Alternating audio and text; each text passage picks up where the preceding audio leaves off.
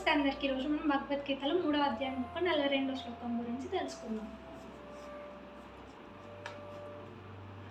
ఇంద్రియాణి పరన్యాహుర్ ఇంద్రియేభ్యః పరం మనః మనసస్తు పర బుద్ధిర్యో బుద్ధేహి పరతస్తు సహ. ఓ అర్జున, మన మైండ్, బాడీ, సెన్సెస్ అన్నీ కంట్రోల్గా ఉండాలి, అన్నీ అలైన్గా ఉండాలి అని చెప్పుకుంటూ వస్తున్నాం కదా.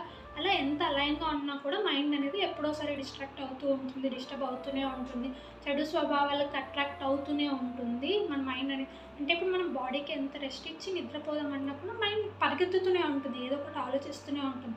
అందుకే మనకు కళలు అనేటివి కూడా వస్తూ ఉంటాయి. అలా మైండ్ ఎప్పుడూ అట్రాక్ట్ అవుతూనే ఉంటుంది చెడు స్వభావాలకి. మనం అటువైపు మళ్ళకూడదు.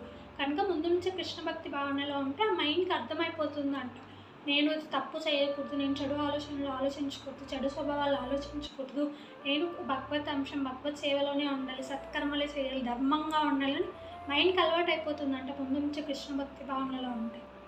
మనం కృష్ణ భక్తి భావనంలో ఉండడం వల్ల చెడు విషయాలు మనపై ప్రభావం చూపవు అనేది భావన. హరే కృష్ణ.